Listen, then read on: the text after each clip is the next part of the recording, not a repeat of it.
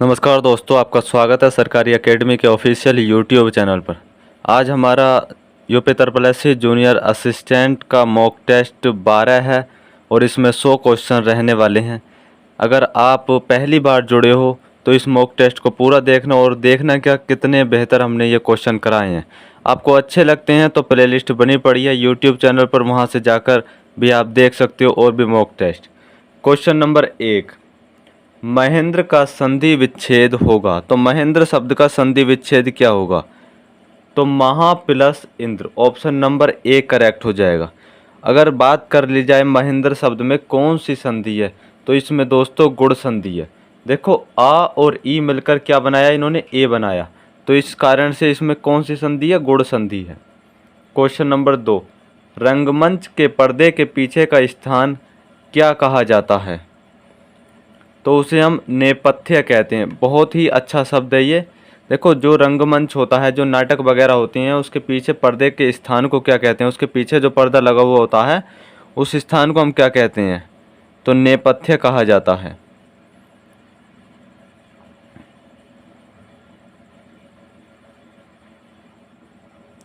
Question number 3, जिसे बुलाया न गया हो, इस वाक्य के लिए प्रयुक्त होने वाला शब्द। जिसे बुलाया न गया हो, इस वाक्य के लिए प्रयुक्त होने वाला शब्द कौन सा है? तो अनाहूत। अनाहूत कहते हैं जिसे हम बुलाते नहीं हैं। और अतिथि किसे कहते हैं? जो हमारे मेहमान होते हैं अतिथि कहते हैं, जिनकी आने की कोई तिथि निश्चित न हो या उनकी कोई तिथि ज्ञात न हो, उन्हें अतिथि कहते हैं। क्वेश्चन नंबर 4, अनिष्ट का अर्थ क्या होता है परंतु अनिष्ट का अर्थ निष्ठाहीन होता है? ये समरूपी भिन्नार्थक शब्द हैं। तो अनिष्ट का रूप पूछा है इन्होंने, क्योंकि अनिष्ट का तो बता दिया कि अनिष्ट माने क्या होता है? निष्ठाहीन होता है। हमें अनिष्ट का बताओ। तो भाई इसका सही आंसर जो हो जाएगा वो ऑप्शन नंबर डी हो जाएगा। अनिष्ट का शब्द प्रलोभन होता है। क्या होता है? अनिष्ट का शब्द प्रलोभन होता है। दोस्तों प्रलोभन नहीं होता, अनिष्ट का जो शब्द होता है वो हानि होता है। क्या होता है भाई? अनिष्ट का शब्द हानि होता है। और अनिष्ट का अर्थ क्या होता है? निष्ठाहीन होता है। ये यहाँ पर अनिष्ट का तो दे ही रखा, निष्ठाहीन। अनिष्ट का जिसमें टै लग जाता है उसका अर्थ क्या होता है? हानि होता है। क्वेश्चन नंबर 5 की तरफ बढ़ते हैं। क्वेश्चन नंबर 5, एक का अर्थ पुराना है। एक का अर्थ पुराना है, इसका सही आंसर हो जाएगा चिर।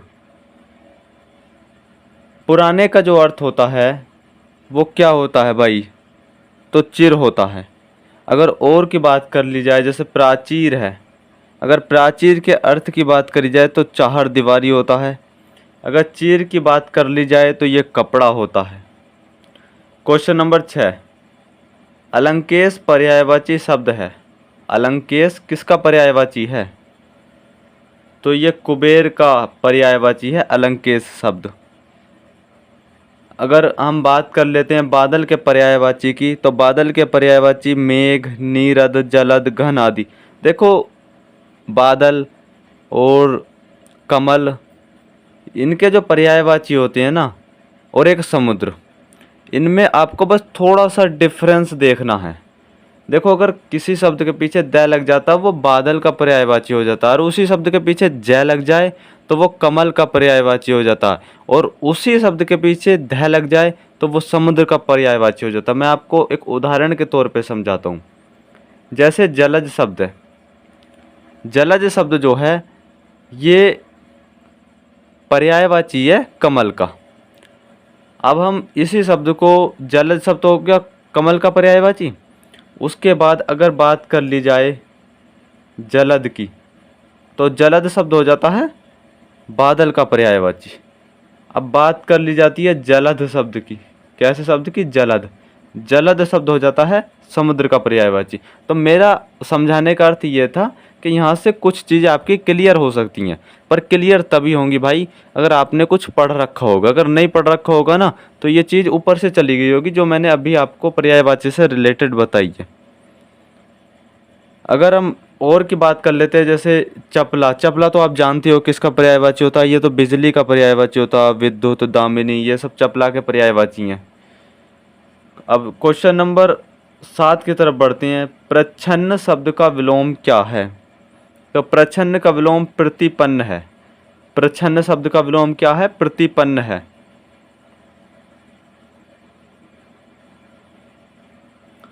क्वेश्चन नंबर 8, आहट, आवट, आस आदि किस प्रकार के तद्धित प्रत्यय हैं? भाई ये जो है किस प्रकार के तद्धित प्रत्यय हैं? आहट, आवट, आस। ये भी बड़ा अच्छा क्वेश्चन है। ये भाववाच्य हैं। कैसे प्रत्यय हैं? ये भाववाचक तद्धित प्रत्यय हैं दोस्तों। अब भाव, जैसे मैंने भाववाचक बताया है, अगर हम इस आहट शब्द का कहीं यूज़ करें, जैसे कड़वा प्लस आहट, तो इसका मतलब क्या हो जाएगा? इसका मतलब हो जाएगा कड़वाहट। कड़वाहट। तो ये जो कड़वाहट शब्द है, ये कर्ता कर्म संबंध से संबंधित थोड़ी, तो भाव को दर्शा रहा। जो कड़वा शब्द है, ये जो कड़वा मूल शब्द है, ये भाव को दर्शा रहा। ऐसे ही अगर एक शब्द होता आम प्लस आवट, आम प्लस आवट, तो ये अमावट हो जाएगा। एक शब्द होता है मीठा प्लस आस, तो मिठास हो जाएगा। तो ये भाववाचक तद्धित प्रत्यय हो जाएंगे। ऑप्शन नंबर सी करेक्ट हो जाएगा। क्वेश्चन नंबर 9, गधा का तत्सम रूप क्या है? गधे का तत्सम रूप क्या है? तो भाई गर्दभ है। क्या है गधे का तत्सम रूप? गर्दभ है। क्वेश्चन नंबर 10, निम्नलिखित में से एक का अर्थ सोना या स्वर्ण है। इनमें से एक का जो अर्थ है वो सोना है, तो वो किसका अर्थ है भाई? तो हाटक का अर्थ क्या है? सोना होता है। हाटक जो है, अगर बात करी जाए हाटक की, तो ये सोना या स्वर्ण का पर्यायवाची शब्द है। बाकी रजत तो आप जानते ही हो, ये चांदी से संबंधित होगा। जैसे आपने मेडल वगैरह सुने होंगे, गोल्ड मेडल, रजत मेडल, ब्रॉन्ज मेडल, इस तरीके से। जैसे ताम्र, इसको ब्रॉन्ज कह देते हैं ना इंग्लिश में, तो ताम्र ये किस चीज़ से होता है? तांबे से संबंधित है। और पीत, पीला रंग। तो यहाँ पर अर्थ सोने का पूछा था, सोने से संबंधित हाटक हो जाएगा। क्वेश्चन नंबर 11, वह अगले साल आएगा, इस वाक्य में कौन सा कारक है? वह अगले साल आएगा, इस वाक्य में कौन सा कारक है? तो भाई इसमें कारक अधिकरण कारक हो जाएगा। कौन सा कारक हो जाएगा? अधिकरण कारक हो जाएगा। अगर मैं बात करूं अधिकरण कारक में विभक्ति चिन्ह कौन कौन से होते हैं अधिकरण कारक के, तो अधिकरण कारक के जो विभक्ति चिन्ह होते हैं, एक तो में होता है और एक पर होता है। ये इसके विभक्ति चिन्ह होते हैं। क्वेश्चन नंबर 12, अपना उद्देश्य पूर्ण होने पर संतुष्ट ऐसे व्यक्ति के लिए एक शब्द क्या है? तो उसे हम कृतार्थ कहते हैं। जिसका अपना उद्देश्य पूर्ण हो जाए और अपने उद्देश्य पूर्ण होने पर जो व्यक्ति संतुष्ट हो जाता है, उसे हम कृतार्थ कहते हैं। क्वेश्चन नंबर 13 की तरफ बढ़ते हैं।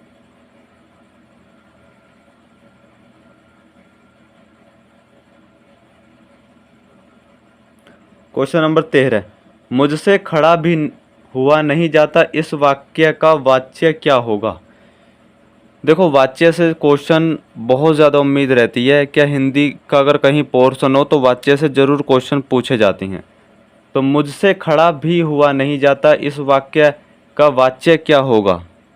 तो सही आंसर हो जाएगा भाववाच्य होगा। भाई कौन सा वाच्य होगा? भाववाच्य होगा। देखिए, मैं हिंदी की जो एक क्लास लेके आऊँगा, एक तो आपको कोशिश करूँगा कि संडे के दिन मैराथन क्लास लेके आऊँ हिंदी की, जिसमें यूपी ट्रिपल द्वारा पूछे गए सभी क्वेश्चनों को रखूँ।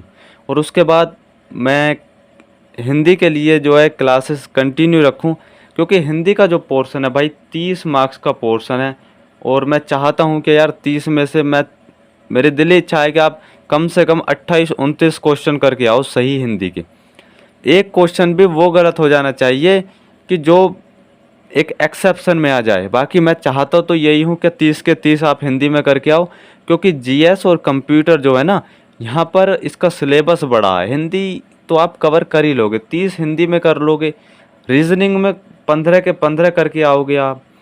बाकी अगर यूपी जीके की बात करें तो यूपी जीके में तो आपको स्कोर करना ही पड़ेगा। मैं 15 से 17 के बीच में आप स्कोर रोक दोगे यूपी जीके का।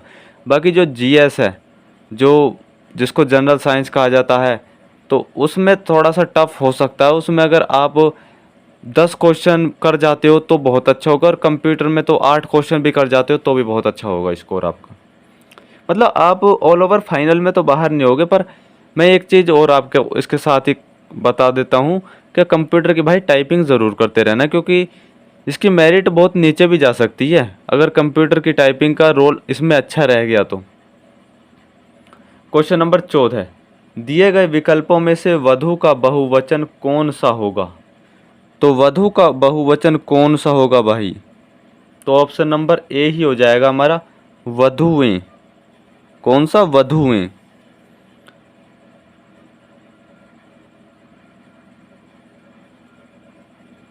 क्वेश्चन नंबर 15, निम्नलिखित विकल्पों में से दाता शब्द का स्त्रीलिंग चुनिए। दाता जो शब्द है ये कैसा शब्द है भाई? पुल्लिंग शब्द है। अगर इसके स्त्रीलिंग को चुनेंगे हम तो दात्री हो जाएगा। दाता का स्त्रीलिंग क्या हो जाएगा? दात्री हो जाएगा। अगर बाकी की बात करी जाए, दताइन, दात्री और दाती, ये अशुद्ध शब्द हैं, ये शुद्ध शब्द नहीं हैं। क्वेश्चन नंबर 16, नीचे दिए गए शब्द किस गुणवाचक विशेषण के प्रकार हैं? जैसे अच्छा, दानी, न्यायी, कृपालु, तो ये किस गुणवाचक विशेषण में आ जाएंगे? ये आकार बोधक में आ जाएंगे, गुण बोधक में आ जाएंगे, गंध बोधक में आ जाएंगे, या दोष बोधक में आ जाएंगे? तो भाई ये गुण बोधक में ही आ जाएंगे ना। गुणवाचक विशेषण है ये अच्छा, दानी, न्यायी, कृपालु, तो गुण बोधक विशेषण में आ जाएंगे। ऑप्शन नंबर सी करेक्ट हो जाएगा।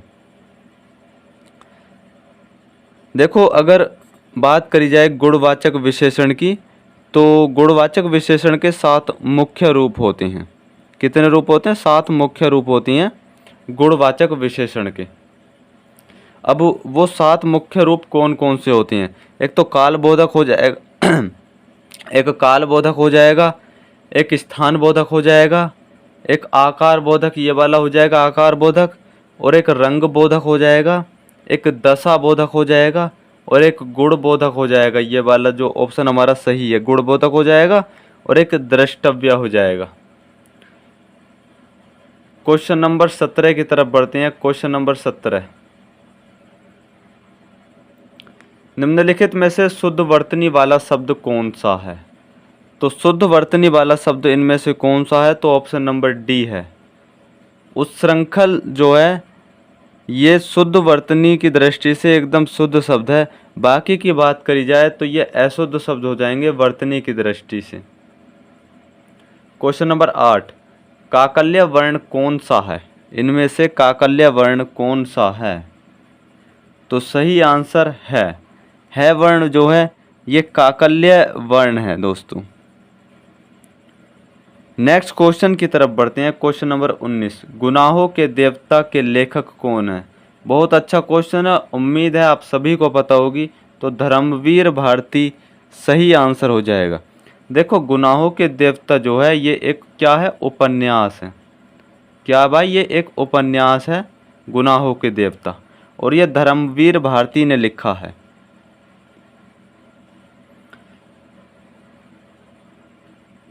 निर्देश है, दिए गए गद्यांश के आधार पर प्रश्नों का उत्तर दीजिए।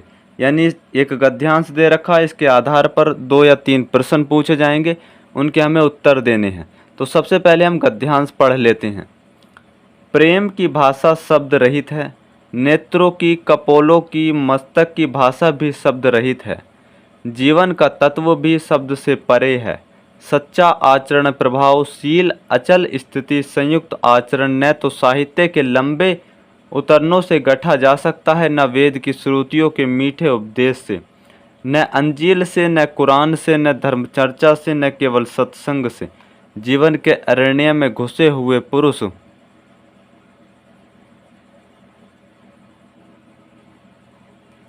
घुसे हुए पुरुष के हृदय पर प्रकृति और मनुष्य के जीवन के मौन उतरनों के यत्न से सुनार के छोटे हथौड़े की मंद मंद चोटों की तरह आचरण का रूप प्रत्यक्ष होता है। तो प्रेम की भाषा कैसी है, जो पहली ही लाइन में ये क्वेश्चन था, यहाँ पर पूछा है प्रेम की भाषा कैसी है, तो कैसी है, शब्द रहित है। आप पहली लाइन में ही देखो, आपको आंसर मिल जाएगा। क्वेश्चन नंबर 21, अरण्य का शाब्दिक अर्थ क्या होता है? तो अरण्य का शाब्दिक अर्थ जंगल होता है। भाई अरण्य शब्द जो है ये जंगल का क्या है, पर्यायवाची भी शब्द है। तो ये तो बहुत ही आसान क्वेश्चन थे दोस्तों। ऐसे ही क्वेश्चन आपको देखने को मिलेंगे, आपको ज़्यादा टफ क्वेश्चन देखने को नहीं मिलेंगे। बस आप गद्यांश को पढ़ सको, इतना कर लेना। क्वेश्चन नंबर 22, यत्न से आशय है, यत्न से क्या आशय है? तो ऑप्शन नंबर सी प्रयास है। क्या यत्न कर लो भाई जितना हो सके। आप जूनियर असिस्टेंट के एग्ज़ाम में बैठो तो इतने यत्न करके बैठो क्या आप बाहर ही ना हो सको लास्ट तक। तो क्या है, इसका प्रयास हो जाता है। यत्न शब्द का अगर हम अर्थ की तरफ जाएं या यत्न से आशय की बात करें तो प्रयास हो जाएगा इसका जो सटीक आंसर होगा। क्वेश्चन नंबर 23, अधिसूचना का प्रयोग किस क्षेत्र में नहीं किया जाता? तो ये कर्तव्य क्षेत्र में नहीं किया जाता। बाकी नियम, आदेश, अधिकार, ये तो तीनों जो है एक जैसे शब्द हो गए। तो कर्तव्य शब्द में जो है अधिसूचना का प्रयोग नहीं किया जाता।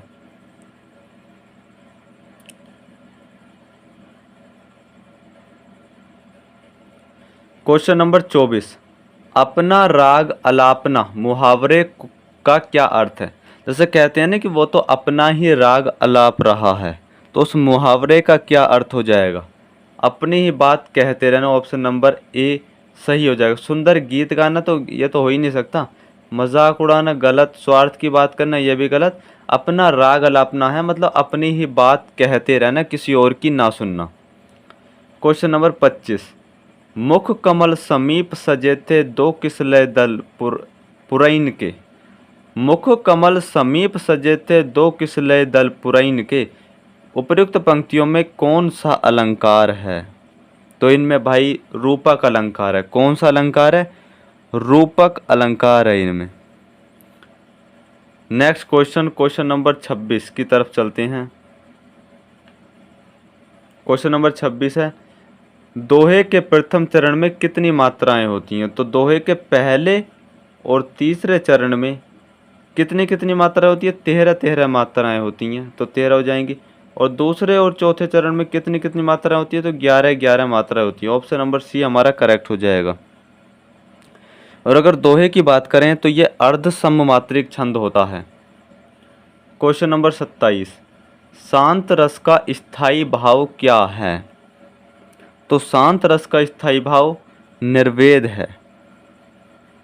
देखो मैंने आपको बताया था अगर रसों की बात करी जाए तो 9 रस होती हैं।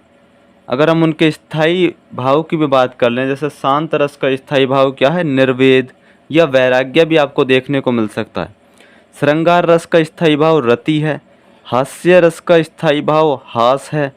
करुण रस का स्थायी भाव जो है शोक है। वीर रस का स्थायी भाव उत्साह है। रौद्र रस का स्थायी भाव क्रोध है। भयानक रस का स्थायी भाव भय है।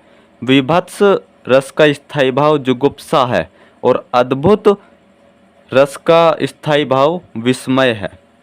क्वेश्चन नंबर 28, शायद पिताजी आ जाएं किस प्रकार का वाक्य? शायद आज्ञार्थक तो हो ही नहीं सकता, इच्छार्थक भी नहीं है, संकेत भी नहीं है, संदेह हो रहा है कि शायद पिताजी आ जाएं। तो 28 का बी हमारा सही आंसर हो जाएगा। देखो जिन वाक्यों से संदेह या संभावना व्यक्त होती है उन्हें संदेहवाचक वाक्य कहा जाता है।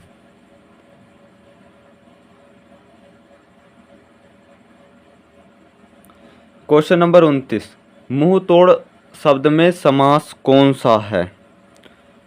तो मुंह तोड़ का अगर सबसे पहले तो हम समास विग्रह करते हैं तो मुंह तोड़ का समास विग्रह होगा मुंह को तोड़ने वाला। तो मुंह को तोड़ने वाला इसमें कौन सा समास हो जाएगा? तो तत्पुरुष समास हो जाएगा। ऑप्शन नंबर ए करेक्ट हो जाएगा। देखो, जिस समास का पहला पद गौण हो तथा बाद वाला पद प्रधान हो, साथ ही साथ विभक्तियों का लोप होता है, वहाँ पर तत्पुरुष समास होता है। क्योंकि मुंह तोड़ में क्या है, जो विभक्तियाँ उनका लोप हो जाता है, जब हम इसका विग्रह करते हैं तब विभक्ति निकल के आती है। समझे? अगर हम बात कर लेते हैं अगले क्वेश्चन की कि हमारा अगला क्वेश्चन कौन सा होगा। क्वेश्चन नंबर 30, गोद में सोने वाली स्त्री के लिए एक शब्द क्या है? तो गोद में सोने वाली स्त्री के लिए एक शब्द अंकसायिनी है। क्या है? अंकसायिनी। भाई हिंदी के 30 क्वेश्चन हो चुके हैं, अब रीजनिंग के क्वेश्चन कर लेते हैं हम। क्वेश्चन नंबर 31, ये श्रृंखला में खाली स्थान का मान क्या होगा? यहाँ पर खाली स्थान जो है इसका मान पूछा है, तो इसमें क्या डिफरेंस बनने वाला है? 1 का डिफरेंस, उसके बाद 9 का डिफरेंस, उसके बाद 5 का डिफरेंस, 25 का डिफरेंस। तो 1 का वर्ग, 2 का वर्ग, 3 का वर्ग, 5 का वर्ग, यहाँ पर 7 के वर्ग का डिफरेंस होगा, यानी 49। और 38 को जब जोड़ेंगे हम तो 8 और 9 17, 4 3 7 1 8, तो 87 आना चाहिए। ऑप्शन नंबर बी हमारा करेक्ट हो जाएगा। और 87 से जब 168 की तरफ जाएंगे तो 9 का वर्ग होना चाहिए, यानी 81। देख लेते हैं एक बार 87 और 81 को जोड़कर, 7 और 1 8, 8 और 16, तो 168 हमारी इससे 2 चुकी है ये जो समीकरण है, तो ऑप्शन नंबर बी हमारा करेक्ट हो जाएगा। क्वेश्चन नंबर 32, दी हुई श्रेणी का अगला पद क्या होगा? तो इसके अगले पद की अगर बात करी जाए, पी से आर बढ़े 2, आर से टी 2, तो 2 यहाँ पर बढ़ना पड़ेगा आपको। टी 20 पर है तो वी आ जाएगा शुरू में, बी भी नहीं होगा, डी भी नहीं होगा, या तो ए होगा या सी होगा, क्योंकि शुरू में वी आएगा। उसके बाद क्यू एस यू। अब अगर बात करी जाए तो क्यू 17 पर है, एस 19 पर है, यू 21 पर है, तो डब्लू आना चाहिए, यानी 2 2 का डिफरेंस है। तो वी डब्लू वी एक्स दे रखा, वी डब्लू, तो ऑप्शन नंबर ए करेक्ट हो जाएगा। ऑप्शन नंबर ए करेक्ट हो जाएगा, वी डब्लू। आगे कुछ चेक करने की ज़रूरत नहीं है, आपका समय बचेगा। सवाल जब आपको लगे क्या हो जाएगा तो उससे आगे मत बढ़ो, उसके बाद में आपका समय ही खर्च होता है दोस्तों।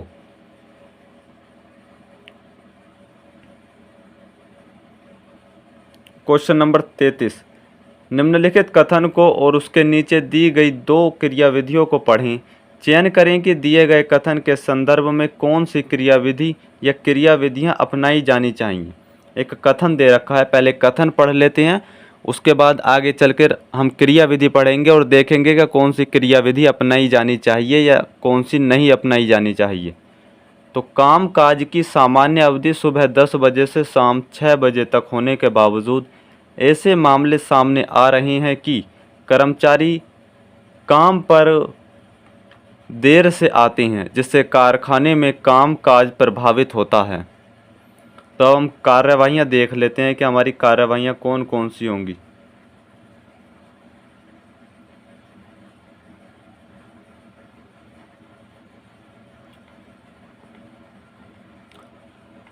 क्रियाविधि दे रखी है। पहली क्रियाविधि है, कर्मचारियों को चेतावनी दी जाए कि यदि कोई सुधार नहीं होता है तो उनके विरुद्ध कठोर अनुशासनात्मक कार्रवाई की जाएगी। तो बिल्कुल सही है, अगर वो फिर भी देरी से आते हैं कार्यालय तो भाई उन्हें चेतावनी दो कि फिर अनुशासन के अनुसार आपके विरुद्ध कठोर कार्रवाई की जाएगी। तो पहली क्रियाविधि तो सही है। दूसरी क्रियाविधि, कार्य की अवधि ऐसी होनी चाहिए जिससे प्रत्येक कर्मचारी अपने सुविधाजनक समय पर काम पर आ सके। तो दोस्तों, आप किसी भी कंपनी में जाओगे तो आप अपनी सुविधा के अनुसार थोड़ी ज्वाइन करोगे, उस कंपनी का मैनेजमेंट तय करेगा कि आपको किस समय ड्यूटी पर आना होगा। तो दूसरी जो क्रियाविधि है ये गलत हो जाएगी, तो हमारा ऑप्शन नंबर ए करेक्ट हो जाएगा। केवल क्रियाविधि एक अपनाई जा सकती है, दूसरी गलत हो जाएगी हमारी।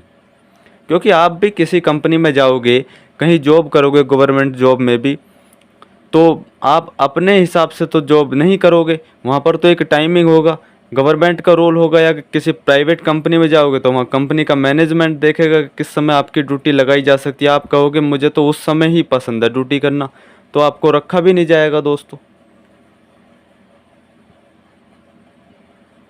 क्वेश्चन नंबर 34, यदि ए और बी दोनों धनात्मक पूर्णांक हैं तो निम्नलिखित समीकरणों से हमें ए का मान ज्ञात करना होगा।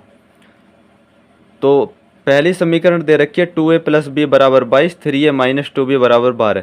निम्नलिखित विकल्प पढ़ें और उनमें से जो भी विकल्प लागू हो उसका चयन कीजिए। तो पहले विकल्प पढ़ लेते हैं, क्योंकि हम जो इनका मान निकालेंगे, ए का मान निकालना हो या बी का मान निकालना हो, मैथ्स में हमने बहुत ज़्यादा पढ़ा है। तो किस तरीके से करते हैं, 2a + b = 22, फिर यह समीकरण धर लो 3a - 2b = 12। अगर हम चाहते हैं कि हम ए का मान निकालें या बी का मान निकालें, तो भाई किस हमारे पास एक मान का होना ज़रूरी होता है। अगर एक मान हमारे पास नहीं है तो हम किस तरीके से निकालते हैं, हमें समीकरण को इक्वल करना होता है। जैसे हम पहली समीकरण को दूसरे समीकरण को या तो ए के मान को इक्वल कर लें या बी के मान को इक्वल कर लें, तो दोनों समीकरण रख कर करेंगे। पर पहले हम ऑप्शन पढ़ लेते हैं कि ऑप्शन हमारे क्या कहते हैं।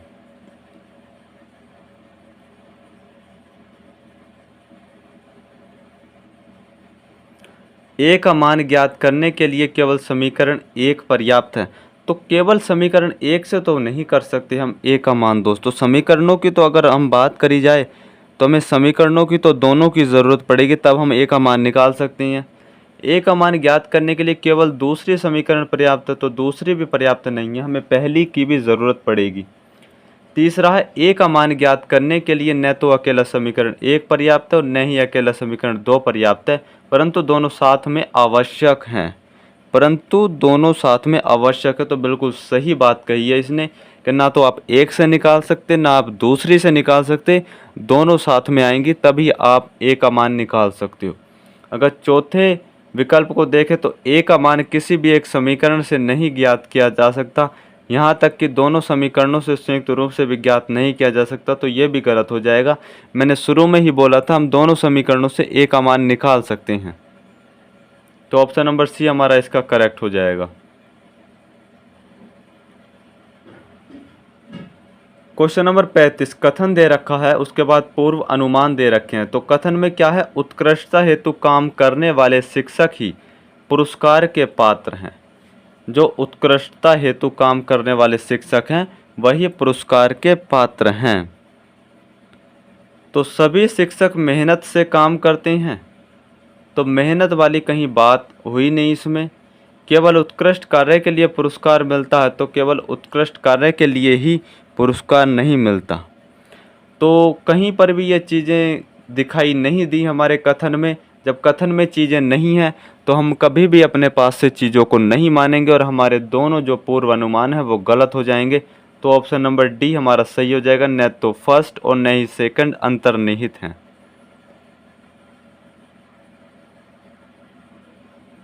क्वेश्चन नंबर 36, कथन, माधुरी सुंदर है वह नाच सकती है।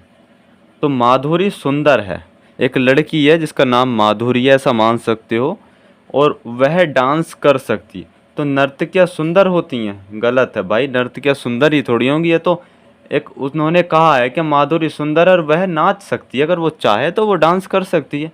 तो नर्तकियाँ सुंदर होती है? गलत। सुंदर स्त्रियाँ नर्तकी होती है, तो ये भी गलत हो जाएगा। अब तीसरे ऑप्शन को अगर हम देखें, कुछ सुंदर स्त्रियां नाच भी सकती हैं, तो ये सही हो जाएगा, क्योंकि जो माधुरी है वो सुंदर है और वो डांस कर सकती है।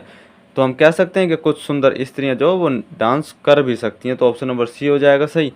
यदि कोई भद्दा हो तो वह नाच नहीं सकता, यह भी गलत हो जाएगा। तो केवल निष्कर्ष थर्ड वाला सत्य हो जाएगा हमारा। अब प्रश्न आकृति का क्वेश्चन आ गया हमारा कि प्रश्न आकृति में क्वेश्चन नंबर 37 का सही आंसर क्या होगा। क्वेश्चन में भाई कुछ भी नहीं है, बहुत नॉर्मल क्वेश्चन है। इससे ये बना है तो इससे क्या बनेगा, आप देखते ही क्वेश्चन को एकदम समझ पा रहे होगे कि इसका जो सही आंसर है वो क्या हो जाएगा।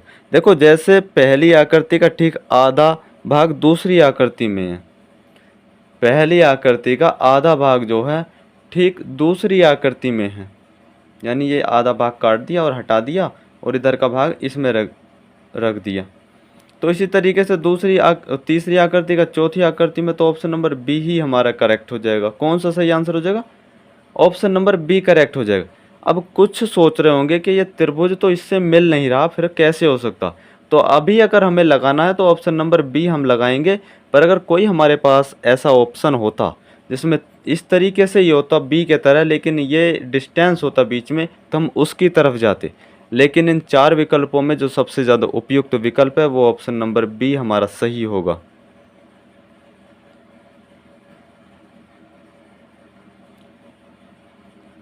क्वेश्चन नंबर 38, एक घन में 4 स्थितियां दर्शाई गई हैं। दिए गए घनों में हरे रंग के सामने कौन सा रंग है? बेसिकली पूछा क्या गया है कि जो हरा रंग है इसके सामने का मतलब होता है इसके विपरीत जो है वो कौन सा रंग होने वाला है। तो ग्रीन के विपरीत रेड और ब्लू तो होगा नहीं, पर ऐसे छांटने से बेहतर है हम 2 पासों को उठाते हैं और उनमें से एक कॉमन होगा उसे हम उठा लेते हैं। तो वो कौन सा हो सकता है दोस्तों? Green red blue, blue orange yellow. तो पहले और तीसरे को उठा लेते हैं। जो कॉमन होता है, कॉमन इसमें क्या दे रखा है? ब्लू कॉमन दे रखा। ब्लू क्योंकि इसमें क्लॉकवाइज चलते, ब्लू के बाद ग्रीन, ग्रीन के बाद रेड। अब यहाँ पर ब्लू दे रखा है तो ब्लू आएगा, ग्रीन के बाद क्या आएगा? ऑरेंज आएगा, ब्लू के बाद ऑरेंज, ऑरेंज के बाद येलो। तो अब इसकी ज़रूरत भी नहीं है हमें निकालने की कि ब्लू के विपरीत क्या है। उसने तो पूछा क्या है? हरे रंग के विपरीत। ग्रीन के विपरीत क्या हो जाएगा भाई?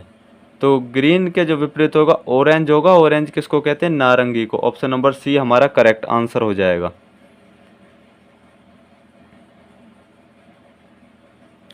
क्वेश्चन नंबर 39, सत्या का जन्मदिन 15 अगस्त को और मीना का जन्मदिन 25 जून को आता है। यदि मीना का जन्मदिन बुधवार को था तो सत्या का जन्मदिन उसी वर्ष कौन से दिन था? क्वेश्चन कुछ भी नहीं है। कैलेंडर और घड़ी से जो आज के समय में क्वेश्चन आ रहे हैं वो बहुत नॉर्मल क्वेश्चन आ रहे हैं, कुछ भी टफ क्वेश्चन नहीं आ रहे। अगर आपको बेसिक अंडरस्टैंडिंग है ना क्वेश्चनों को करने की, तो आप बड़े प्यार के साथ में ऐसे क्वेश्चनों का जवाब दे सकते हो। देखो, सत्या का जन्मदिन और मीना का जन्मदिन दे रखा है। हम मीना से शुरू करते हैं। मीना का जन्मदिन बुधवार को था और मीना का जन्मदिन किस दिन था? 25 जून को। तो 25 जून को बुधवार था, ये तो सही बात है। तो 25 जून से आगे कितने दिन बचते हैं? तो 5 दिन तो जून के बचते हैं, प्लस 31 दिन जुलाई में पड़ते हैं, प्लस और 15 दिन अगस्त के हैं। और 15 अगस्त को जो है सत्या का जन्मदिन होगा। तो इन्हें जोड़ लेते हैं। 31 15 कितने हो गए? 46, 46 5 51। 51 को 7 से काट देते हैं। तो 51 को जब हम 7 से काटेंगे, 7 7 49, 2 शेषफल बच जाएगा। तो ये जब बुधवार है, बुधवार से 2 आगे बढ़ो, बुधवार, गुरुवार और शुक्रवार। तो ऑप्शन हमारा ए हो जाएगा। शुक्रवार को जो है सत्या का जन्मदिन मनाया जाएगा। अतः विकल्प हमारा ए सही हो जाएगा। क्वेश्चन नंबर 40, दिए गए चित्र में प्रश्न चिन्ह के स्थान पर कौन सा अंक आएगा? तो यहाँ पर जो प्रश्न चिन्ह दे रखा है इसकी जगह पर कौन सा चिन्ह आपको देखने को मिलेगा? तो भाई अगर इसे हम सोल्व करने की कोशिश करते हैं तो क्वेश्चन, ये सीरीज का ही क्वेश्चन होता है। क्वेश्चन को करना थोड़ा मुश्किल हो जाता है अगर चीज़ें ये हमारे फेवर में ना जाएं एग्ज़ाम में बैठ के, क्योंकि वहाँ प्रेशर जब ज़्यादा होता है ना तो चीज़ें टफ हो जाती हैं कभी कभी करना। रीजनिंग के बाद मैं स्पेशली कहूँ ना, जो ये सीरीज होती है इसमें चीज़ें कभी कभी स्किप हो जाती हैं जब दिमाग से, तो बड़ी दिक्कत होती है उन चीज़ों को करने में। अब इसका लॉजिक क्या लग सकता है? अगर इसके लॉजिक की हम बात करें दोस्तों, तो इसके लॉजिक में आपको सबसे पहले क्या करना है? इस 12 का आपको वर्ग निकालना है। 12 का वर्ग कितना होता है? 144। फिर 8 का वर्ग निकालो, कितना होता है? 64 होता है। और इसे घटा दो। जब आप घटाओगे 144 में से 64 तो कितना बचेगा? 80 बचेगा। इसी तरीके से 16 का वर्ग, 16 का वर्ग कितना होता है? 256 होता है। 7 का वर्ग 49 होता है। 256 में से 49 घटाओगे तो कितना बचेगा? 207। उसी तरीके से 25 का वर्ग कितना होता है? 625 माइनस 21 का वर्ग कितना होता है? 441।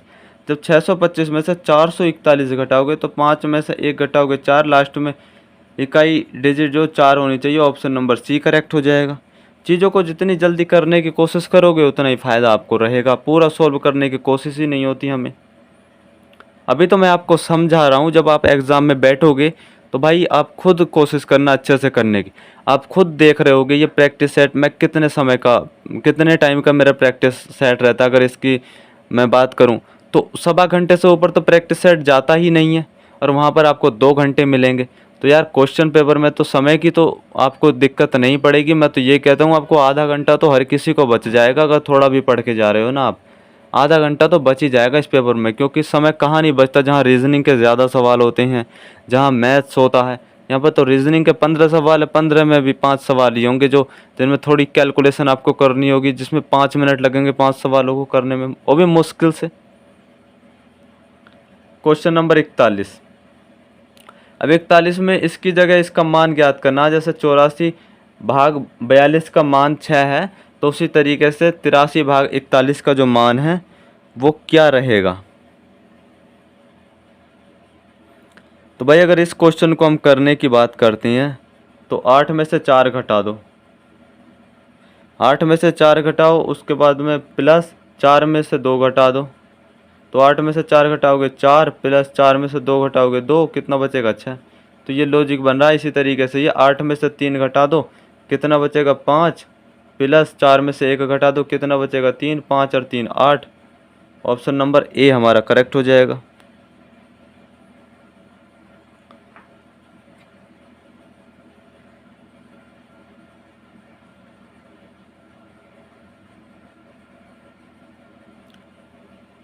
Question number 42। यदि किसी घड़ी में 8:20 हो रहे हैं तो उस स्थिति में घंटा और मिनट की सुई के बीच कोण का समय क्या होगा? ये घड़ी होती है और आपको ध्यान रखना 360 डिग्री घूमती है। ये अगर किसी अंक से उसी दोबारा अंक पे घूम के आएगी सुई तो 360 डिग्री घूम जाएगी। तो भाई इस क्वेश्चन को बड़े आराम से कर सकते हो, आप समझ सकते हो। फिर 1 से 2 के बीच में 30 डिग्री होता है। तो इस तरीके से आप कोशिश करो करने की क्वेश्चन को। क्या 8:20 हो रहे हैं तो एक सुई तो 4 पर होगी और एक सुई 8 से थोड़ी सी आगे निकली हुई होगी। तो 8 से 4 के बीच में कितना होगा? 120 डिग्री, तो यहीं पे हो जाएगा। ये कितनी निकली है? 1/3 निकली है, और 30 डिग्री होता है सारा, तो 3 से 30 काटोगे 10 बच जाएगा, तो 130 डिग्री इसका आंसर हो जाएगा। ऑप्शन नंबर डी हमारा इसका सही आंसर हो जाएगा। Question number 43। 43वां क्वेश्चन है, एक पिता और पुत्र की आयु 13:3 के अनुपात में है। यदि माता की आयु 33 वर्ष है तो पिता की आयु का माता की आयु से क्या अनुपात है? तो ऑप्शन की हमें ज़रूरत पड़ेगी। यहाँ पर ऑप्शन पूछा गया है कि किस ऑप्शन की हमें ज़रूरत पड़ने वाली है। तो अगर हम पहले ऑप्शन की तरफ चलते हैं तो पिता और पुत्र की आयु का अंतर माता की आयु से कम है, इससे हम निकाल नहीं सकते, चीज़ें अधूरी रह जाएंगी हमारी। विवाह के समय पिता की आयु 27 वर्ष थी, इससे भी हमें पता नहीं चल पाएगा क्या किस तरीके से हम एज निकाल सकते हैं माता पिता की। पिता और पुत्र की औसत आयु माता और पुत्र की औसत आयु से अधिक, गलत। पुत्र के पहले जन्मदिन पर पिता और माता की औसत आयु 28 वर्ष थी। अगर हमें यह पता चल जाता है कि पुत्र के पहले जन्मदिन पर माता पिता की औसत आयु 28 वर्ष थी और अब वर्तमान समय में उनकी माता की आयु 33 वर्ष है और वर्तमान समय में पिता पुत्र की आयु का अनुपात 13:3 है, तो हम कुछ भी निकाल सकते हैं अगर ऑप्शन नंबर डी का हमें सहारा मिल जाता है। तो यही पूछा था कि किस ऑप्शन का सहारा लेकर आप हर चीज़ निकाल सकते हो उस क्वेश्चन में, अगर आप क्वेश्चन को पढ़ोगे तो।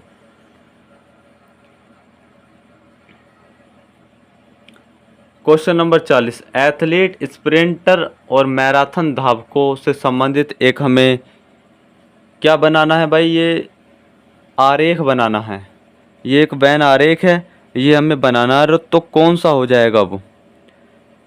देखो सबसे पहली चीज़ तो स्प्रिंटर की बात करी जाए और मैराथन धावक। स्प्रिंटर कौन होते हैं? स्प्रिंटर वो होते हैं जो 100 मीटर की रनिंग करते हैं, 100 मीटर का शूट मारते हैं, 200 का, 400 का, इस तरीके से। मैराथन लंबी रनिंग करते हैं, तो कुछ मैराथन धावक स्प्रिंटर हो सकते हैं, कुछ स्प्रिंटर मैराथन धावक हो सकते हैं। लेकिन अगर बात करी जाए दोनों की, तो दोनों ही एथलीट होंगे। क्या होंगे? दोनों ही एथलीट होंगे। तो इस तरीके से कौन सा आपको वैन आरेख दिखाई दे रहा है? तो ऑप्शन नंबर डी ही हमारा करेक्ट हो जाएगा। कौन सा सही हो जाएगा दोस्तों? हमारा ऑप्शन नंबर, हमारा जो सही आंसर होगा ऑप्शन नंबर डी करेक्ट हो जाएगा। क्वेश्चन नंबर 45, कथन दे रखा, उसके बाद निष्कर्ष दे रखा है। हमारे देश के क्रिकेट टीम को चुनने वाले योग्यता के बजाय क्षेत्रीय कारणों पर चुनते हैं। हमारे देश में क्रिकेट टीम को चुनने वाले योग्यता के बजाय क्षेत्रीय कारणों पर चुनते हैं, अतः अन्य देशों के मुकाबले टेस्ट सीरीज जीतना हमारे लिए कठिन होता है। निष्कर्ष क्या दे रखे हैं? हमारी क्रिकेट टीम को दूसरे देशों से जीतने की उम्मीद नहीं है। तो जीतने की तो भाई उम्मीद है। अगर हमारी टीम का सिलेक्शन अच्छा हो जाएगा तो ये गलत नहीं हो जाएगा। हमें उम्मीद तो है अगर हमारी टीम का सिलेक्शन अच्छा हो जाए। यहाँ पर सिलेक्शन अच्छा नहीं हो रहा, क्योंकि उसने कहा है कि क्रिकेट टीम को चुनने वाले योग्यता की बजाय क्षेत्रीय कारणों पर चुनते हैं। हमारी क्रिकेट टीम सिर्फ गुण योग्यता के आधार पर चुनी जानी चाहिए। तो बिल्कुल ऑप्शन नंबर बी करेक्ट हो जाएगा। जो हमारी क्रिकेट टीम है वो गुण योग्यता के आधार पर चुनी जानी चाहिए। तो सही आंसर केवल निष्कर्ष सेकंड सही है हमारा।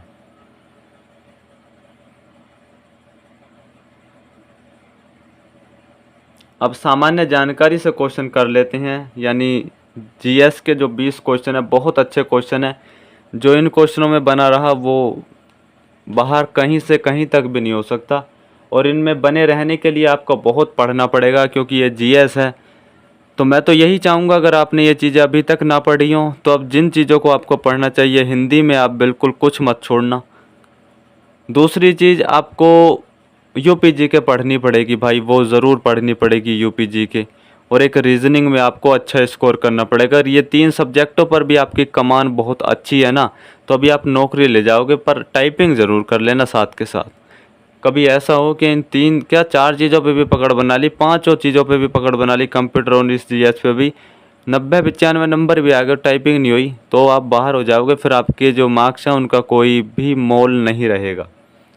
क्वेश्चन नंबर 46, 16 महाजनपदों में से किसकी राजधानी तक्षशिला थी? तो देखो 16 महाजनपद थे अपने भारत में, जिनमें 8 महाजनपद तो अपने उत्तर प्रदेश में ही थे।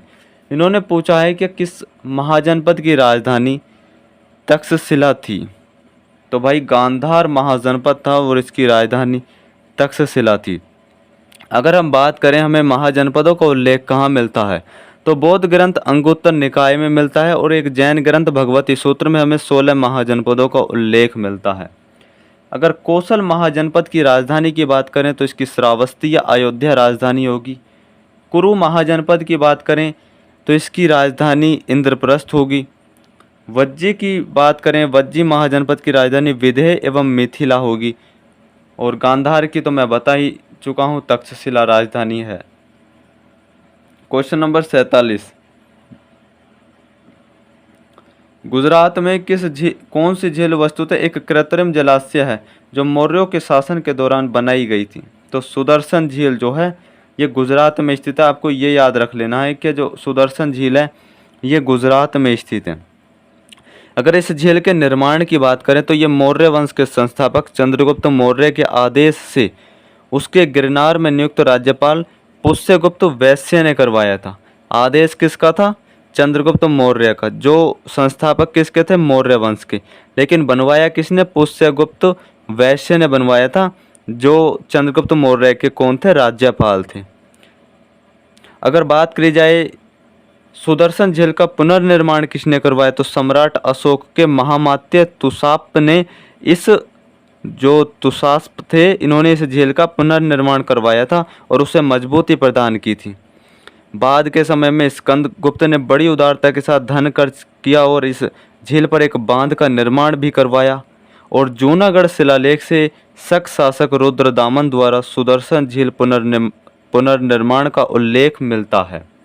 तो ये चीज़ें मैंने आपको बता दी हैं सुदर्शन झील से संबंधित। उम्मीद है आपसे अगर यहाँ से क्वेश्चन बनेगा तो क्वेश्चन गलत नहीं होगा, क्वेश्चन बनेगा ही बनेगा। आपके एग्ज़ाम में तो आप करके ही आओगे भाई क्वेश्चन को सही। क्वेश्चन नंबर 48, टीपू सुल्तान के शासनकाल में उनके राज्य मैसूर की राजधानी क्या थी? तो श्रीरंगपट्टनम जो है राजधानी थी। आपको पता होगा टीपू सुल्तान की मृत्यु कब हुई थी? 1799 में हुई थी, जब चौथा आंग्ल मैसूर युद्ध हुआ था। और श्रीरंगपट्टनम उनकी जो है राजधानी थी मैसूर राज्य की, और इनको मारा श्रीरंगपट्टनम में ही गया था। और जो तीसरी संधि हुई थी ना, वो श्रीरंगपट्टनम में हुई थी। चौथी संधि होने की नौबत नहीं आई। चौथी संधि में जो है इनको मार दिया था। इनके पिता का नाम हैदर था। जो लगातार 2 युद्ध जो है उनके सामने हुए।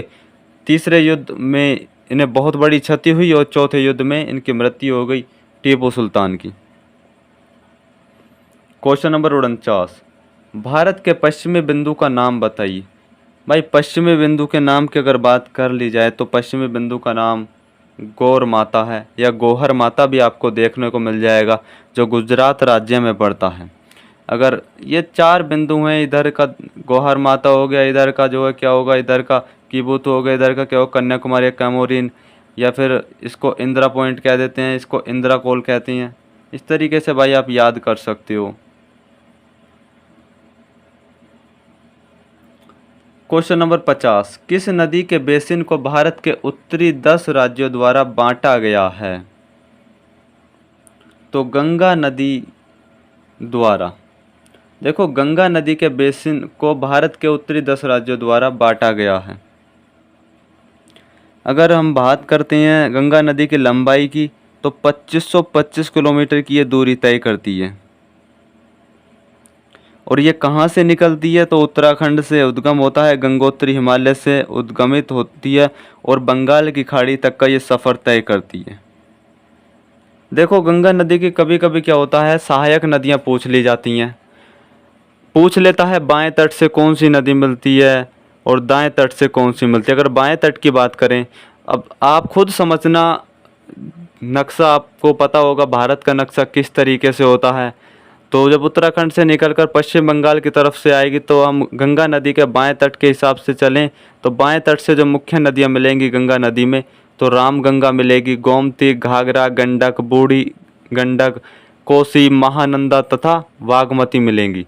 देखो कोसी नदी जो है इसे बिहार का शोक भी कहा जाता है।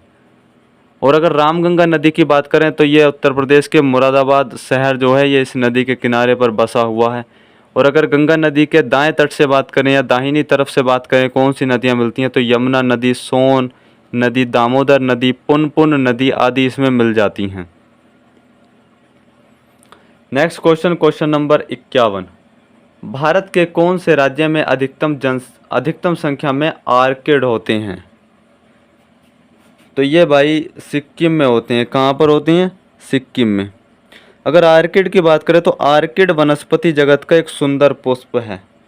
आर्किड क्या होता है भाई? एक पुष्प का नाम है आर्किड जो है।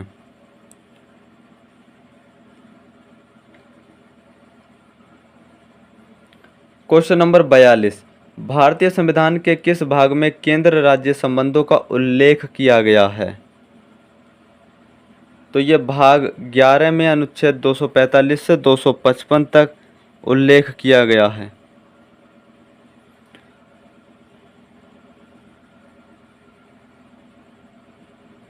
क्वेश्चन नंबर 53, भारत सरकार का कौन सा अधिकारी सदस्य न होते हुए भी भारतीय संसद की कार्यवाही में भाग लेने का अधिकार रखता है? तो वो भारत का अटॉर्नी जनरल अधिकार रखता है। हालांकि ये वोट नहीं डाल सकता अपना, पर ये संसद का सदस्य नहीं होता लेकिन उसकी कार्यवाही में भाग ले सकता है।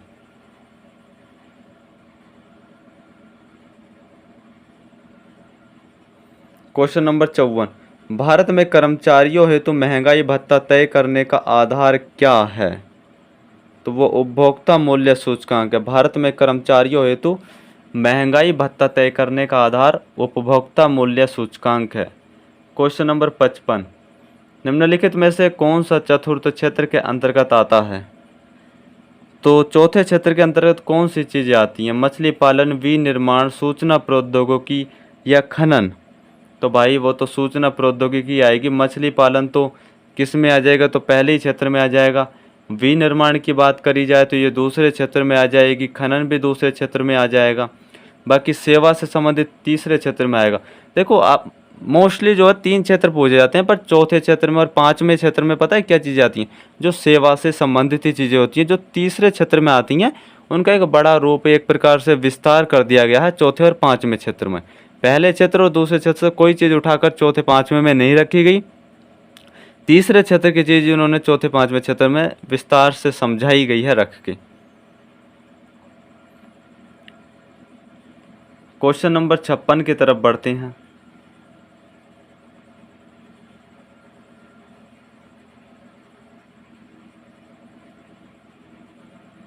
क्वेश्चन नंबर 56, यदि भारतीय रिजर्व बैंक नगद रिजर्व अनुपात कम करता है तो क्या परिणाम होगा? तो ऋण सृजन बढ़ेगा। आप समझ पा रहे होगे क्वेश्चन कितने अच्छे हैं, बहुत अच्छे क्वेश्चन नहीं है जीएस के, ऐसे ही नॉर्मल क्वेश्चन नहीं है दोस्तों, बहुत अच्छे क्वेश्चन है। क्वेश्चन नंबर 57, पहली पंचवर्षीय योजना कब जारी की गई थी? तो 1951, आपको पता ही होगा 1951 से 1956 तक रही थी जो पहली पंचवर्षीय योजना रही थी। और ये किस मॉडल पर आधारित थी? तो हेराल्ड डोमर मॉडल पर आधारित, ये बहुत पूछा जाता है।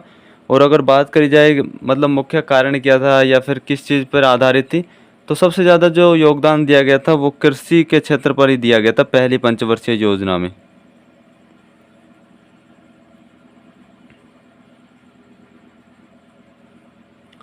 क्वेश्चन नंबर 58, भारत की प्रथम नोबेल पुरस्कार विजेता महिला का नाम बताइए, वो कौन है? तो भाई सही आंसर आप सभी जानते होंगे, मदर टेरेसा राइट आंसर हो जाएगा। क्या आंसर हो जाएगा? मदर टेरेसा राइट आंसर हो जाएगा।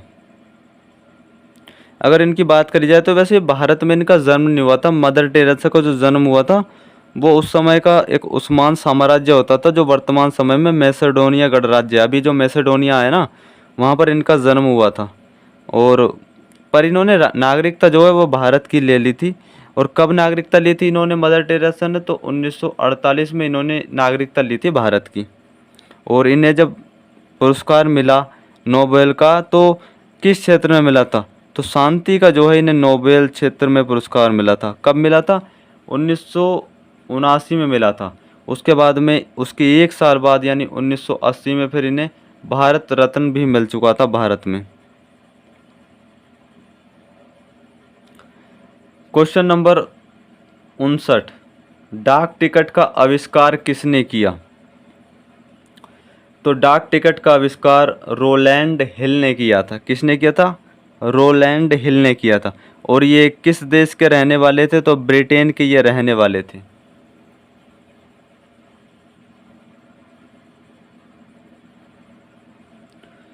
क्वेश्चन नंबर 60, म्यांमार की मुद्रा क्या है? तो भाई म्यांमार की जो मुद्रा म्यांमार क्यात है। क्या है? म्यांमार क्यात है दोस्तों इसकी जो मुद्रा है म्यांमार की।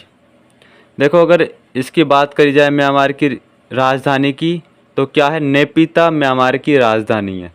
देखो म्यांमार का जो है राजधानी मैं बता चुका हूँ क्या है? नेपिता। और मुद्रा इसकी क्या है? क्यात है।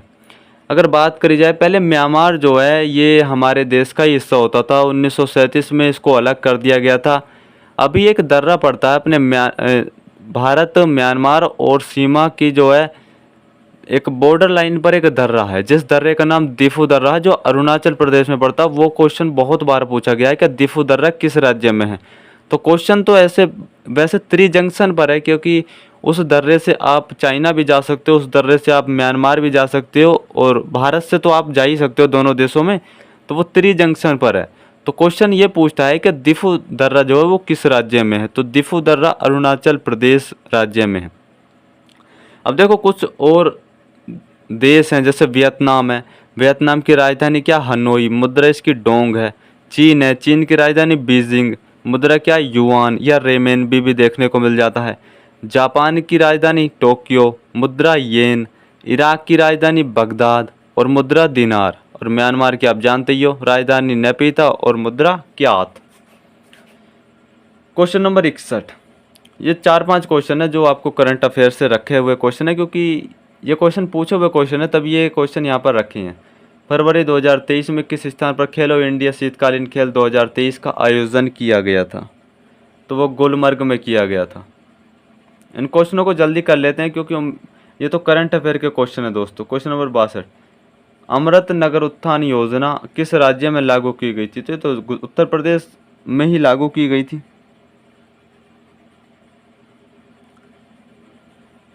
दोस्तों ये उत्तर प्रदेश इसका सही आंसर नहीं होगा, कर्नाटक इसका सही आंसर होगा, क्योंकि अमृत नगर उत्थान योजना है। अमृत योजना होती ना तो वो उत्तर प्रदेश हो जाती, लेकिन अमृत नगर उत्थान योजना तो कर्नाटक सही आंसर हो जाएगा, option number B. Question number 63, फरवरी 2023 में जस्टिस सोनिया गोकानी किस राज्य की पहली महिला मुख्य न्यायाधीश बनी हैं? तो गुजरात राज्य की। क्वेश्चन नंबर 64, किस देश ने national green fiscal incentive policy framework launch किया है? तो वो केन्या ने। क्वेश्चन नंबर 65, फरवरी 2023 में केंद्र सरकार ने पीएम कुसुम योजना को किस वर्ष के लिए बढ़ा दिया है? तो वो 2026 तक। यह क्वेश्चन अच्छा है दोस्तों, पीएम कुसुम योजना को किस वर्ष तक बढ़ा दिया? 2026 तक। अभी कंप्यूटर का क्वेश्चन है, कंप्यूटर के क्वेश्चन और कर लेते हैं। 15 क्वेश्चन है कंप्यूटर के जो आपको एग्जाम में देखने को मिलेंगे। Question number 46, PGA graphics card का फुल फॉर्म क्या है? तो प्रोफेशनल ग्राफिक्स एरे। ये तो मैंने आज के प्रैक्टिस सेट में, शायद आज नहीं 1-2 दिन पहले ये मैंने चीज़ें आपको पढ़ाई थी। ये पीजीए ग्राफिक्स कार्ड की फुल फॉर्म आपको बताई थी मैंने। क्वेश्चन नंबर 67 की तरफ बढ़ते हैं।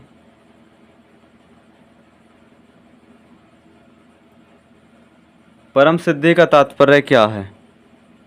तो अन आर्टिफिशियल इंटेलिजेंस सुपर कंप्यूटर, यानी परम सिद्धि क्या है? एक सुपर कंप्यूटर ही तो है। यहाँ से समझ जाओगे आप सुपर कंप्यूटर है।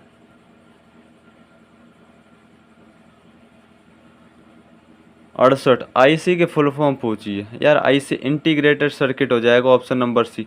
इंटीग्रेटेड सर्किट हो जाएगा इसका सही आंसर।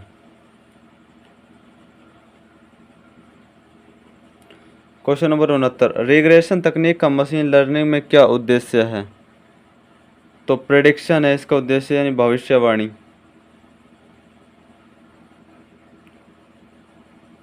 क्वेश्चन नंबर 70, आईपीसी शब्द का संक्षिप्त, यानी इसकी बेसिकली क्या, आईपीसी जो है इसकी फुल फॉर्म पूछी गई है। आईपीसी के फुल फॉर्म क्या है? तो inter process communication, option number B.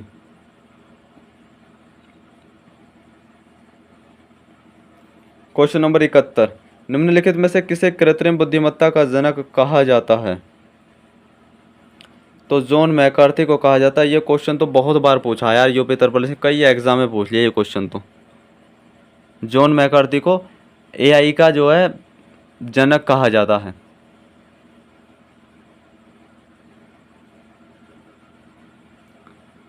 Question number 72, computer विज्ञान के क्षेत्र में वीओआईपी का विस्तारित रूप क्या है? यानी इसकी भी फुल फॉर्म आपको पूछी गई है। तो voice over internet protocol.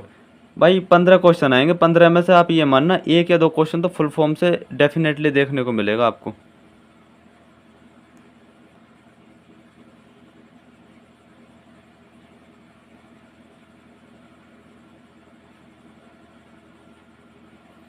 Question number 73, internet प्रौद्योगिकी में डीएनएस का पूर्ण रूप क्या है? तो डीएनएस का पूर्ण रूप domain name system, option number B.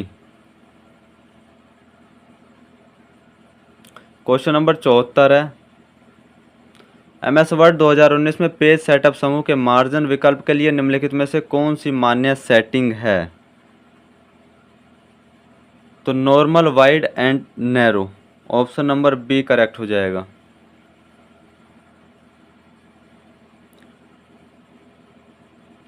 Question number 75, Microsoft word 2013 में निम्न में से किस मेनू में इंसर्ट रो या कॉलम टेबल सम्मिलित है? तो वो लेआउट में है। भाई आप यार उससे एमएस एक्सेल और एमएस वर्ड को पढ़ के चले जाना और फुल फॉर्म को पढ़ के चले जाना, ये 3 चीज़ें पढ़ के चले जाना मेरे कहने से। कंप्यूटर में आप जो है स्कोर, मेरा मानना है कि 7-8 क्वेश्चन तो कर जाओगे आराम से, अगर कुछ नहीं भी जानते हो। क्वेश्चन नंबर 76, कक्षा में प्रस्तुति यानी प्रेजेंटेशन के लिए कौन सा सॉफ्टवेयर अधिक उपयोगी है? तो प्रेजेंटेशन किसके द्वारा बनाई जाती है भाई? वो तो पावर पॉइंट के द्वारा बनाई जाती है। ऑप्शन नंबर सी करेक्ट हो जाएगा।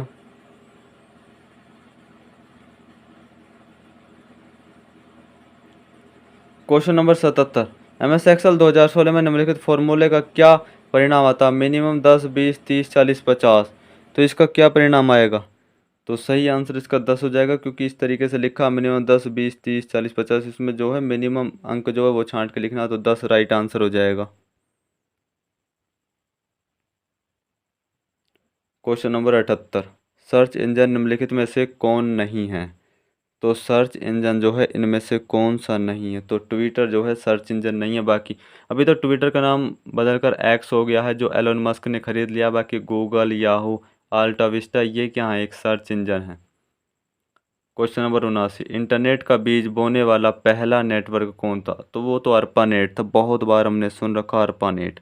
अर्पानेट के फुल फॉर्म भी पूछ ली जाती है, जो फुल फॉर्म होती है advance research project agency network. और ये कब बना था? तो 1970 में ये बनाया गया था।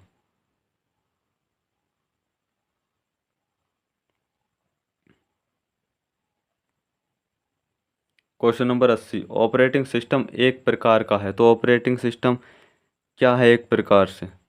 तो सिस्टम सॉफ्टवेयर ये ऑपरेटिंग सिस्टम जो है। अब 20 क्वेश्चन हमारे उत्तर प्रदेश की सामान्य जानकारी के रह गए हैं, इन्हें भी हम कर लेते हैं, जल्दी से निपटा लेते हैं। क्वेश्चन नंबर 81, प्रमुख आभूषण बाजार उत्तर प्रदेश के किस शहर में स्थित है? तो वो कहाँ पर है? मेरठ में स्थित है।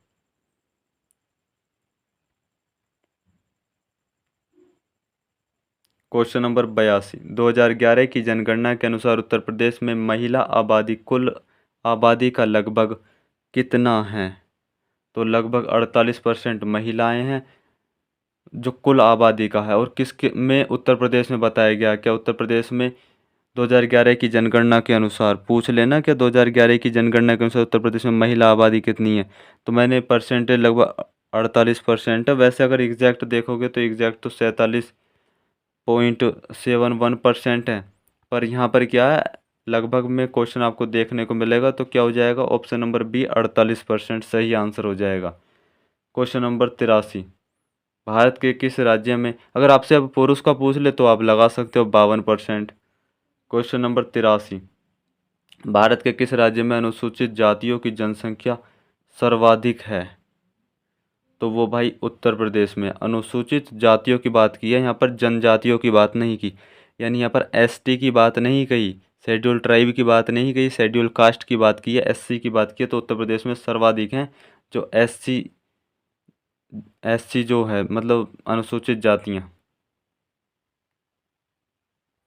Question number 84, the operation green परियोजना का उत्तर प्रदेश में शुभारंभ कब हुआ था? तो भाई कब हुआ था? वो 2001 में हुआ था। क्वेश्चन नंबर 85, स्वतंत्रता के बाद उत्तर प्रदेश के पहले मुख्यमंत्री कौन बने थे? तो पंडित गोविंद वल्लभ पंत बने थे। कौन बने थे? पंडित गोविंद वल्लभ पंत बने थे।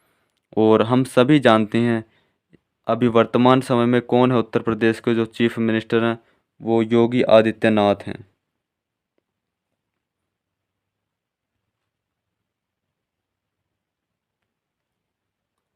क्वेश्चन नंबर 46, मोतीलाल नेहरू बाल संग्रहालय कहाँ स्थित है?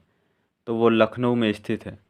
क्वेश्चन नंबर 87, बांदा जनपद के पाठा क्षेत्र के मुख्य निवासी कौन हैं?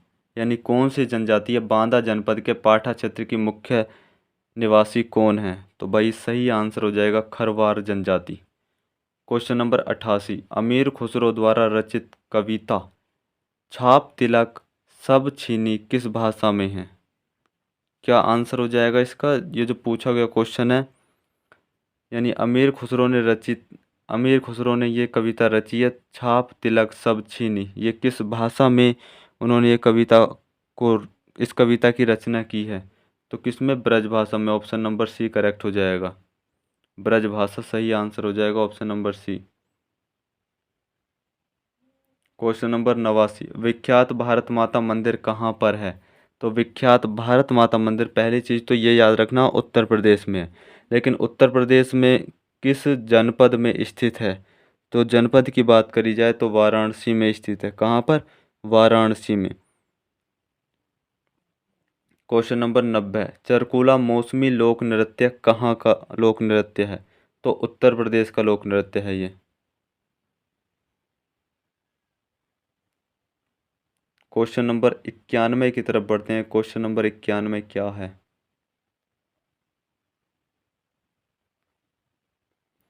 क्वेश्चन नंबर 91, अखिल भारतीय किसान सभा की स्थापना कब हुई थी? तो अखिल भारतीय किसान सभा की स्थापना लखनऊ में हुई थी। कब? 1936 में।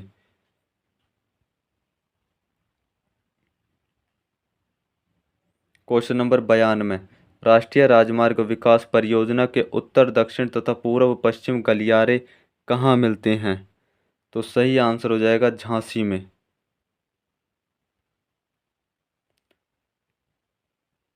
क्वेश्चन नंबर 93, उत्तर प्रदेश में किस जिले में सर्वप्रथम सोलर ऊर्जा संयंत्र प्रारंभ किया गया? तो कहाँ पर किया गया? अलीगढ़ में। क्वेश्चन नंबर 94, उत्तर प्रदेश के उद्योग बंधु की शाखा संरचना है? तो वो 3 इसका राइट आंसर हो जाएगा। Next question, question number 95, Uttar Pradesh के किस नगर में कृत्रिम अंग बनते हैं? तो वो कानपुर में बनते हैं, कृत्रिम अंग जो बनते हैं।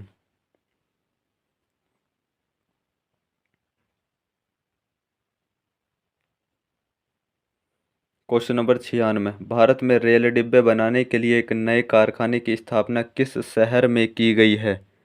तो किस शहर में की गई है? रायबरेली में की गई है। रायबरेली का एक स्थान है लालगंज, लालगंज में ये की गई है। और यहाँ भारत में रेल डिब्बे बनाने का तीसरा कारखाना, यहाँ पर जो है रेल के डिब्बे बनाने का तीसरा कारखाना है। क्वेश्चन नंबर 97, निम्नलिखित में से कौन सा उत्तर प्रदेश के उद्यमियों को उद्योगों में एवं उद्योग लगाने में सहायता करता है?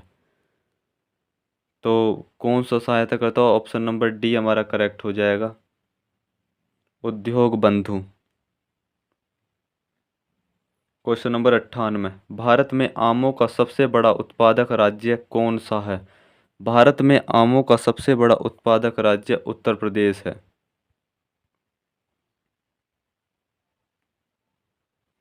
क्वेश्चन नंबर 99, उत्तर प्रदेश में किसमें कृषि कुंभ 2018 का आयोजन किया गया था? तो कृषि कुंभ 2018 का आयोजन किस जनपद में किया गया था? यूपी के। तो वो लखनऊ में किया गया था। क्वेश्चन नंबर 100, उत्तर प्रदेश में कृषि उत्पादन बढ़ाने में कौन सा कारक सबसे अधिक प्रभावी है? तो उन्नत किस्म के बीजों का बढ़ता प्रयोग, ऑप्शन नंबर ए हमारा करेक्ट हो जाएगा। ये हमने क्वेश्चन अपने 100 क्वेश्चन कर लिए हैं जो मॉक टेस्ट के थे जूनियर असिस्टेंट के। कैसी क्लास आपको लगी कमेंट करके ज़रूर बताएं दोस्तों। और इस क्लास को कंटिन्यू आप देखते रहोगे तो आपको एग्ज़ाम में बहुत ज़्यादा बेनिफिट मिलेगा। ठीक है फिर दोस्तों, मिलते हैं नेक्स्ट क्लास में, तब तक के लिए धन्यवाद।